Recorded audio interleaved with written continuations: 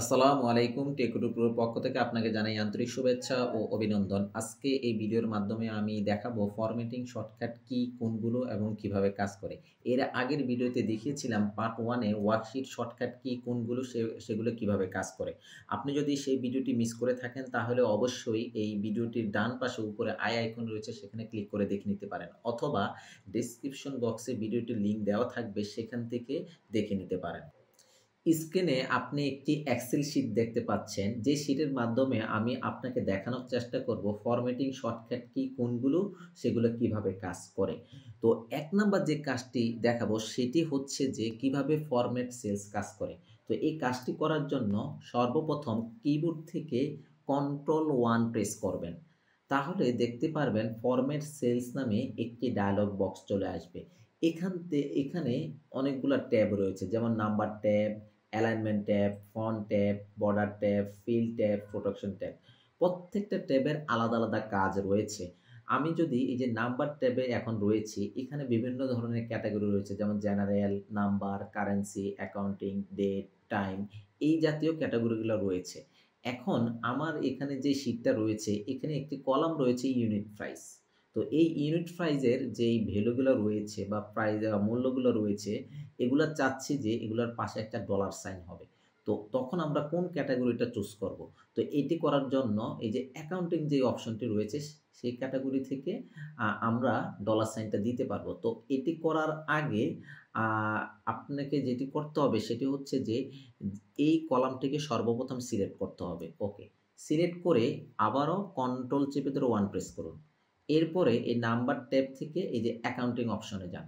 এখান থেকে তারপরে এই যে সিম্বল যেই ড্রপ ডাউন লিস্টটি রয়েছে সেখানে একটা ক্লিক করুন। ক্লিক করার পরে যে ১ম এ যেই আমাদের অর্থাৎ সিম্বলটি রয়েছে ডলার, সে জাস্ট সেখানে একটা ক্লিক করুন। ক্লিক করে এরপরে যদি ওকে বাটনে ক্লিক করুন, তাহলে আ আ আপ আ আপনি দেখতে পারবেন এই যে প্রত্যেকটা ইয়ার পাশে কিন্তু আমার ডলার সাইন চলে আসছে। আচ্ছা, এখানে একটা বিষয় হচ্ছে যে আপনি যদি চান যে না আমার এই যে এই জিনিসটা থাকবে না, অর্থাৎ আমার এই দশমের পরে শূন্য, শূন্য থাকবে না। এই যে দেখুন হোম ট্যাবের অধীনে এখানে একটা অপশন রয়েছে ডিক্রিজ বা ইনক্রিজ। এই যে ডিক্রিজ দিলে কিন্তু দেখুন একটু খেয়াল করুন, সেটা কিন্তু শূন্য কিন্তু এখান থেকে চলে যাবে। এই যে চলে যাচ্ছে, খেয়াল করুন। এই যে চলে গেছে। ঠিক আছে? মানে এইভাবে আপনি কি করতে পারবেন? আপনি যেকোনো আ অর্থাৎ প্রাইস মূল্য বিভিন্ন প্রাইস মূল্যর ক্ষেত্রে এই যে আপনি এই ডলার সাইনটাকে কি করতে পারবেন? দিতে পারবেন। ওকে। তো আশা করি এটা বুঝতে পেরেছেন। আবারও যদি কন্ট্রোল 1 প্রেস করি, 1 প্রেস করে এখান থেকে কিন্তু আরো অনেকগুলো জিনিস আপনি কাজ করতে পারবেন। যেমন ধরেন অ্যালাইন ট্যাব, অ্যালাইন। অ্যালাইন থেকে আপনি কি করতে পারবেন? আপনার লেখাটাকে বিভিন্ন অ্যাঙ্গেলে রোটেট করতে পারবেন। আর যদি মনে হয় যে না, এই যে আচ্ছা, ফন্ট ট্যাবের কাজটা আমি আরেকটা মা আ মানে আরেকটা শর্টকাট কমান্ড রয়েছে সেটার মাধ্যমে দেখানোর চেষ্টা করব। এরপরে দেখুন এই যে বর্ডার রয়েছে, বর্ডার দিতে পারবেন। তারপর হচ্ছে ফিল অর্থাৎ ব্রেকগ্রাউন্ড কালার দিতে পারবেন। যেমন ধরুন আমি যদি এখান থেকে ধরুন এই রোটাকে আমি একটা ব্যাকগ্রাউন্ড কালার দিতে চাচ্ছি। তখন কন্ট্রোল 1 প্রেস করে এই যে ফরম্যাট সেলে আসবে, এই যে ফিলের এখান থেকে ধরেন আমি এই কালারটা দিতে চাচ্ছি বা এই কালারটা, এটা সিলেক্ট করে যদি ওকেতে ক্লিক করি তাহলে দেখবেন এই যে দেখতে পাচ্ছেন এই যে এই রোটা কিন্তু একটা কালার হয়ে গিয়েছে। আশা করি বুঝতে পেরেছেন যে ফরম্যাট সেলসটা কিভাবে কাজ করে। তো ওকে। এরপর ২ নাম্বার যে কাজটি দেখাবো সেটি হচ্ছে যে ফরম্যাট সেলসের অধীনে ফন্ট টাইপ কিভাবে কাজ করে। অর্থাৎ ফন্ট টাইপটা হচ্ছে যে আপনার এই যে লেখাগুলো যে রয়েছে, এই যে এই লেখাগুলো নিয়ে কাজ করা। লেখার অর্থাৎ কালার কি হবে, এটা কি বোল্ড হবে কিনা, এটার সাইজ কি বাড়বে নাকি কমবে, সেটা কিন্তু নির্ধারণ করে দেওয়া যায়। ওকে। তো এটি করার জন্য প্রথমত হচ্ছে যে আপনি যেটি করবেন এই সম্পূর্ণ লেখাটিকে সিলেক্ট করবেন। অর্থাৎ যতটুকু আপনি পরিবর্তন করতে চাচ্ছেন ততটুকু সিলেক্ট করে নিবেন। এরপরে কিবোর্ড থেকে কন্ট্রোল শিফট চেপে ধরে এফ প্রেস করবেন। F, just F. তাহলে দেখুন ফরম্যাট সেলসের অধীনে যে ফন্ট ট্যাবটা রয়েছে সেটা ডিরেক্টলি কিন্তু চলে আসছে। ওকে। তো এখানে একটু লক্ষ্য করুন যে এখানে কয়েকটা অপশন রয়েছে। একটা হচ্ছে ফন্ট, একটা হচ্ছে ফন্ট স্টাইল, আরেকটা হচ্ছে সাইজ, আরেকটা হচ্ছে আন্ডারলাইন, কালার, আবার ইফেক্ট, আবার প্রিভিউ। ওকে। তো একটু খেয়াল করুন এই যে এখানে ফন্ট হচ্ছে যে আপনি কোন ধরনের ফন্টে চাচ্ছেন। এখানে ফন্টের নামটা এখান থেকে সিলেক্ট করে দিতে পারেন। অনেকগুলা ফন্ট রয়েছে সেখান থেকে সিলেক্ট করে দিতে পারেন। যেমন ধরুন এখান থেকে আমি যদি এখানে একটু আমি তাহমা নাম দিয়ে একটা এই যে দেখুন তাহমা নামে একটা ফন্ট রয়েছে, সেটা আমি এখান থেকে করলাম। অর্থাৎ এই যে সিলেক্ট করে দিলাম। সিলেক্ট করার পর একটু খেয়াল করুন প্রিভিউতে কিন্তু সেটা কিন্তু দেখাচ্ছে কীরকম ফন্টের মানে লেখাটা কীরকম দেখাবে। আবার দেখেন আমি যদি এখান থেকে যদি ক্যালিব্রি দিই, ক্যালিব্রি জাস্ট ক্যালিব্রি, ওকে ক্যালিব্রি, তাহলে দেখেন এই যে এটার ফন্ট কিন্তু পরিবর্তন হয়ে গেছে। ওকে, তো এই ক্যালিব্রি সিলেক্ট করলাম, করার পরে এরপরে হচ্ছে যে রেগুলার, অর্থাৎ ফন্ট স্টাইল কি দিতে চাচ্ছেন, ইতালিক নাকি বোল্ড ইতালিক নাকি রেগুলার। রেগুলার বলতে কি নরমাল যে ফন্টটা রয়েছে সেটা, আর যদি ইতালিক দেন তাহলে দেখুন এটা কিন্তু ব্যাকা হয়ে যাবে। আবার বোল্ড দিলে সম্পূর্ণ লেখা বোল্ড হয়ে যাবে, আবার বোল্ড ইতালিক দিলে বোল্ড হবে, লেখাটা গাঢ় হবে, প্লাস হচ্ছে যে সেটা বাঁকা হবে। ওকে, তো আমি এখান থেকে ধরুন ইতালিক দিলাম। ওকে, এখন বর্তমানে এটার ফন্ট সাইজ ডিফল্টভাবে, অর্থাৎ এই যে এখন এই শিটে যে লেখাগুলো রয়েছে, কন্টেন্টগুলো রয়েছে বা ডাটাগুলো রয়েছে সেগুলো এখন 16 সাইজে রয়েছে। আপনি যদি চান যে এটাকে বাড়াতে কমাতে সেটাও করতে পারবেন। এই যে লক্ষ্য করুন প্রিভিউতে কিন্তু দেখাচ্ছে, হ্যাঁ? এই যে এখানে 14 বা আমি 14 করে দিলাম, বা এখান থেকে যদি চান যে 18 করে দিবেন, 18 হবে। ধরেন এখান থেকে 14 করলাম। ওকে, এরপরে হচ্ছে যে আন্ডারলাইন, অর্থাৎ আপনি কি সিঙ্গেল আন্ডারলাইন দিতে যাচ্ছেন নাকি ডাবল আন্ডারলাইন দিতে যাচ্ছেন, অর্থাৎ আপনি কোন জিনিসটাকে আপনি ডাবল আন্ডারলাইন করতে চাচ্ছেন, আপনি কি হেডলাইনটাকে করতে চাচ্ছেন নাকি আইটেমগুলোকে করতে চাচ্ছেন, সেটা কিন্তু এখান থেকে আপনি করে দিতে পারবেন। ওকে, এরপর আসেন এই যে এখানে একটা কালার রয়েছে। ওকে, বিভিন্ন ধরনের কালার রয়েছে এখানে, অনেকগুলা কালার। আপনি যদি মোর কালারে যান আরও অনেকগুলো কালার দেখতে পারবেন। কাস্টমে গেলে হেক্সা কোডগুলা দিতে পারবেন। ওকে, তো এখান থেকে ধরুন আমরা একটা কালার নির্ধারণ করব এখন। এখান থেকে ধরুন যেকোনো একটা কালার এখান থেকে নির্ধারণ করে দিচ্ছি। ওকে, ধরুন এখান থেকে এই কালারটা নির্ধারণ করে দিলাম। দেওয়ার পরে এরপর আপনি যখন ওকেতে ক্লিক করবেন তাহলে দেখতে পারবেন সম্পূর্ণ লেখাটা কিন্তু আপনার চেঞ্জ হয়ে গেছে। মানে এই ফন্ট ট্যাবের অধীনে আপনি যা, যা কাজ করেছেন সবগুলা জিনিস এখন কিন্তু দেখতে পাচ্ছেন। আশা করি বুঝতে পেরেছেন যে ফন্ট ট্যাবের অধীনে থেকে কিভাবে তার লেখাটাকে, কিভাবে তার সাইজ, কিভাবে তার কালার পরিবর্তন করা যায়, তার স্টাইল পরিবর্তন করা যায় সেটা আপনি বুঝতে পেরেছেন। ৩ নাম্বার যে কাজটি দেখাবো সেটি হচ্ছে যে কিভাবে লেখাকে বোল্ড করা যায় এবং আনবোল্ড করা যায়। অর্থাৎ লেখাকে বোল্ড করা বলতে কি বোঝাচ্ছি? যে লেখাটাকে গাঢ় করব। যেমন ধরুন এই যে এখানে যে আইটেমগুলা রয়েছে, এই আইটেমগুলাকে আমি বোল্ড করতে চাই। তাহলে কি করব? প্রথমত লেখাটাকে সিলেক্ট করে নিব। সিলেক্ট করে নেওয়ার পরে এরপরে হচ্ছে যে কন্ট্রোল চেপে ধরে প্রেস করুন। বলের বি, অর্থাৎ কন্ট্রোল চেপে ধরে প্রেস করলে দেখতে পারবেন যে আইটেমগুলো কি হয়ে গিয়েছে? বোল্ড হয়ে গিয়েছে। ওকে। আবার যদি আপনার যদি মনে হয় না আমি এগুলোকে বোল্ড রাখতে চাই না, তাহলে এই সিলেক্ট থাকা অবস্থায় আপনি যেটি করতে পারেন কন্ট্রোল চেপে ধরে আবার প্রেস করুন। তাহলে দেখবেন যে পূর্বের অবস্থায় চলে যাবে, অর্থাৎ আনবোল্ড হয়ে যাবে। লেখাটা আগে গাঢ় ছিল এখন কিন্তু নরমাল অবস্থায় চলে আসছে। আশা করি বুঝতে পেরেছেন যে কিভাবে বোল্ড করতে হয়, কিভাবে আনবোল্ড করতে হয়। ৪ নাম্বার যে কাজটি অ্যা অ্যা অর্থাৎ ৪ নাম্বার যে কাজটি দেখাবো সেটি হচ্ছে যে কিভাবে লেখাকে বাঁকা করতে হয়। অর্থাৎ বাঁকা লেখাকে আবার কিভাবে রিমুভ করতে হয়। ২ টি কাজ দেখাবো। একটা হচ্ছে যে কিভাবে লেখাকে বাঁকা করতে হয়, আবার বাঁকা লেখাকে কিভাবে রিমুভ করতে হয়। অর্থাৎ একটু খেয়াল করুন, এই যে আইটেমগুলো রয়েছে আমার অর্থাৎ প্রত্যেকটা টাইটেল রয়েছে বা অর্থাৎ হেডিং রয়েছে। এই জিনিসগুলাকে আমি চাচ্ছি যে এখন সম্পূর্ণ কি করব? বাঁকা করব।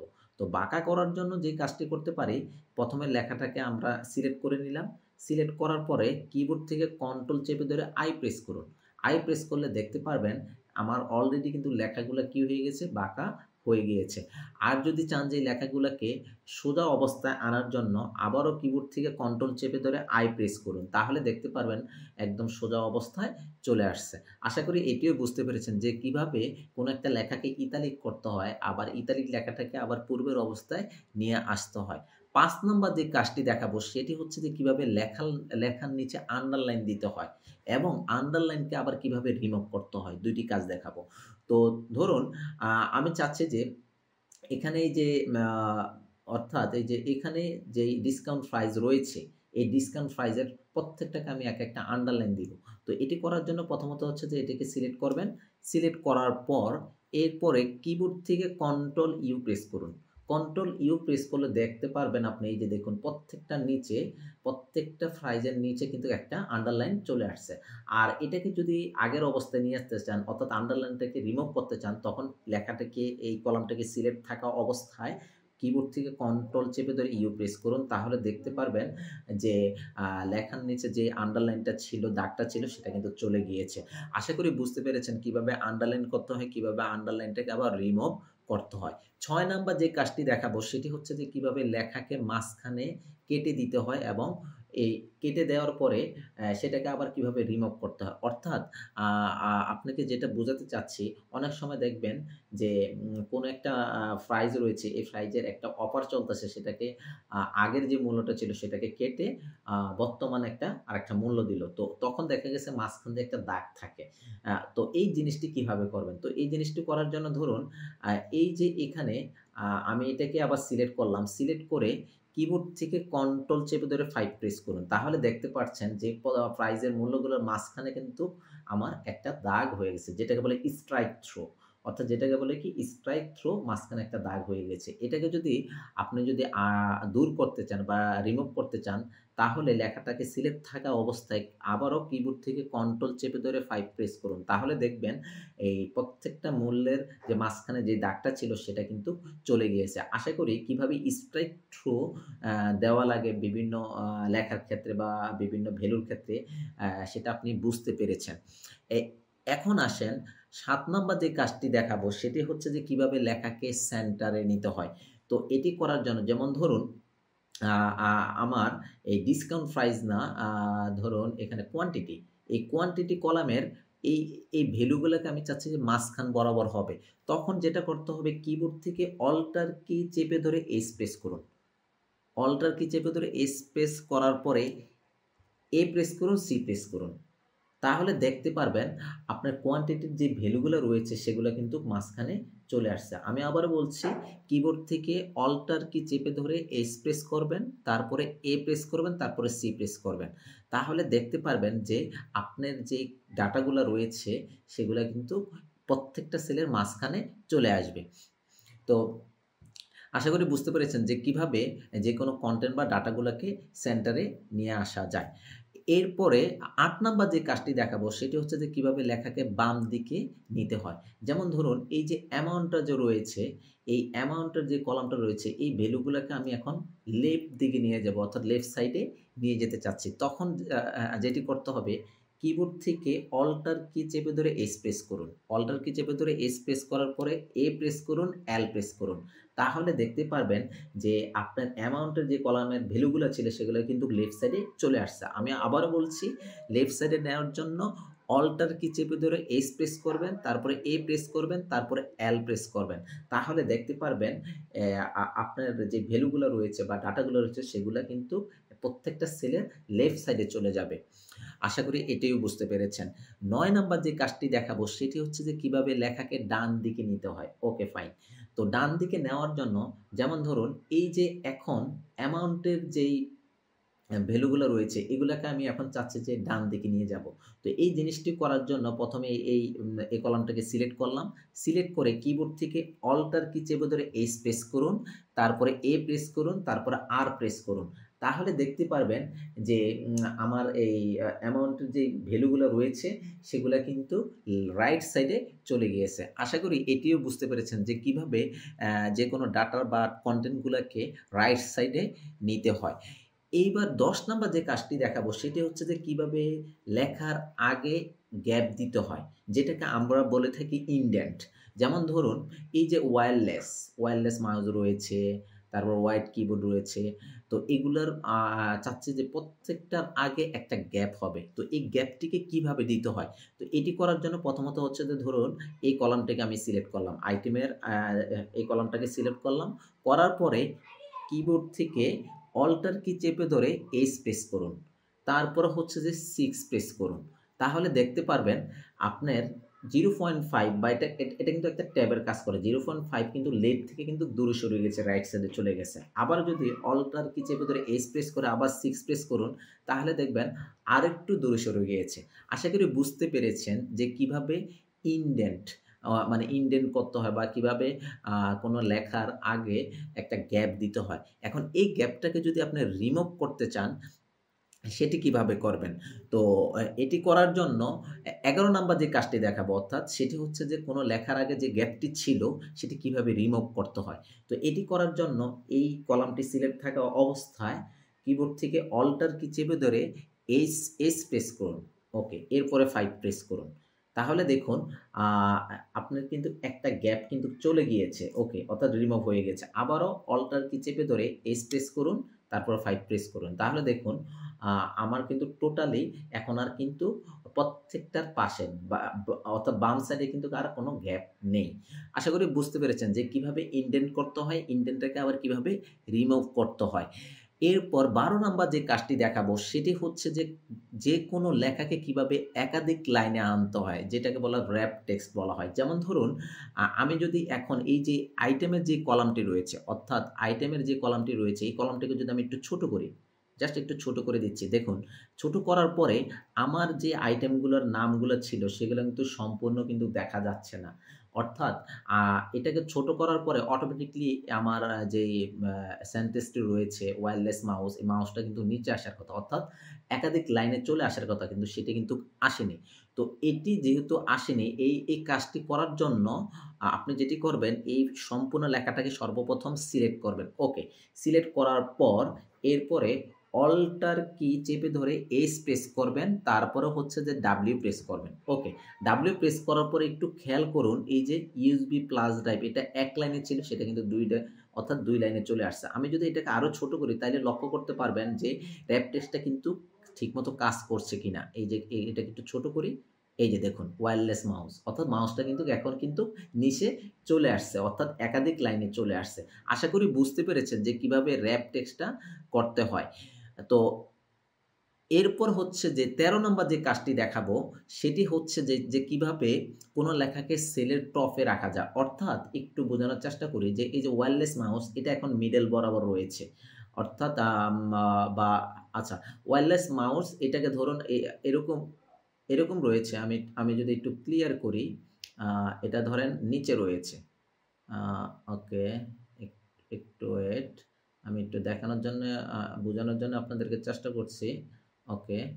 আ এটাকে আমি একটু জাস্ট নিচে নিয়ে আসি। জাস্ট একটু নিচে নিয়ে আসি। ওকে। তো এখন দেখুন আ আপনি চাচ্ছেন যে এই যে একটু খেয়াল করুন। এই যে এই সেলে প্রত্যেকটা সেলে দেখুন আমার লেখাটা কিন্তু নিচে রয়েছে। এগুলো এখন চাচ্ছে যে একদম উপরে অর্থাৎ টপে হবে। প্রত্যেকটা সেলের টপে এই লেখাটা হবে। তো এই জিনিসটা কিভাবে করবেন? আবার দেখুন এই যে ইউনিট প্রাইস এর ক্ষেত্রে বলেন, কোয়ান্টিটির ক্ষেত্রে বলেন, সবার ক্ষেত্রে বলেন, আ আপনি চাচ্ছেন যে সবগুলো এখন এই প্রত্যেকটা সেলের টপে হবে লেখাগুলা। তো এইজন্য ধরুন এই টেবিলটা আমি সিলেক্ট করলাম।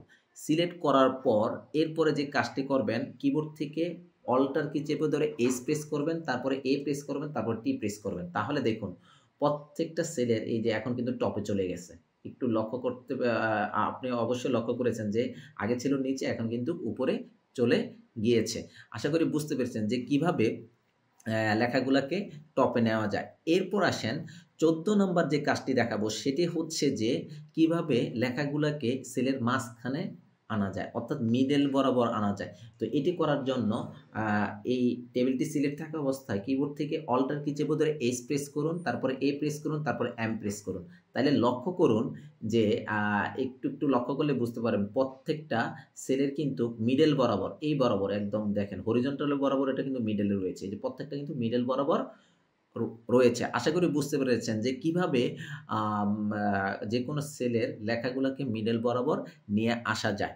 ১৫ নাম্বার যে কাজটি দেখাবো সেটি হচ্ছে যে, যেকোনো লেখাকে কিভাবে সেলের নিচে রাখা যায় অর্থাৎ বটমে অর্থাৎ এখন আছে মিডলে এটাকে আমরা সবগুলাকে নিচে রাখবো। তো এইজন্য প্রথম হচ্ছে যে লেখাগুলোকে সিলেক্ট করবেন। সিলেক্ট করে কিবোর্ড থেকে অল্টার কি চেপে ধরে এস প্রেস করুন, তারপরে এ প্রেস করুন, তারপরে বি প্রেস করুন। তাহলে আ আপনি দেখতে পাচ্ছেন এই যে এখানে কিন্তু সবগুলো লেখা কিন্তু এখন অ্যা আ নিচে চলে গিয়েছে। অর্থাৎ বটম বরাবর প্রত্যেকটা সেলে কিন্তু রয়েছে। তো আশা করি এটিও বুঝতে পেরেছেন যে কিভাবে যেকোনো সেলের লেখাকে বটমে নিয়ে আসা যায় বা নিচে রাখা যায়। ১৬ নাম্বার যে কাজটি দেখাবো সেটি হচ্ছে যে কিভাবে লেখার সাইজ বাড়ানো যায়। অর্থাৎ ইনক্রিজ করা যায়। যেমন ধরুন এই লেখাগুলো এখন বর্তমানে রয়েছে কিছু। অর্থাৎ ১৬তে রয়েছে। এখন এটাকে যদি আমি ২, ২ করে বাড়াতে চাই, তাহলে সেটাকে কিভাবে করব? তো এটি করার জন্য আপনি যেটি করবেন কিবোর্ড থেকে অল্টার কি চেপে ধরে এস প্রেস করুন, তারপরে এফ প্রেস করুন, তারপরে জি প্রেস করুন। তাহলে দেখুন এখানে কিন্তু ১৮ তে চলে আসছে। আগে ছিল ১৬ এখন কিন্তু ১৮ অর্থাৎ ২, ২ করে কিন্তু বাড়ছে। তো এই সেলটাকে একটু বড় করে দিতে পারেন এইভাবে। ওকে। আবার যদি এটাকে যদি ডিক্রিজ করতে চান অর্থাৎ ১৭ নম্বরে যে কাজটি দেখাবো সেটি হচ্ছে যে কিভাবে লেখার সাইজকে ডিক্রিজ বা কমানো যায়। তো এটি করার জন্য এই টেবিলটি সিলেক্ট থাকা অবস্থায় অর্থাৎ যতটুকু আপনি করতে চাচ্ছেন অল্টার কি চেপে ধরে এস প্রেস করুন, তারপরে এফ প্রেস করুন, তারপরে কে প্রেস করুন। তাহলে দেখুন এই যে আগে ছিল ১৮ এখন হয়েছে ১৬ অর্থাৎ এখন লেখার সাইজটা কিন্তু কমেছে অথবা ডিক্রিজ হয়ে গিয়েছে। আশা করি আপনি বুঝতে পেরেছেন যে আম ফরম্যাটিং ওয়ার্কশিট কিগুলা কিভাবে কাজ করে। আ তো আ ভিডিওটি যদি ভালো লেগে থাকে তাহলে অবশ্যই লাইক দিবেন, কমেন্ট করবেন, অ্যা শেয়ার করবেন। তো আজকে এই পর্যন্তই। আপনি ভালো থাকবেন, সুস্থ থাকবেন এই কামনা করি। আসসালামু আলাইকুম।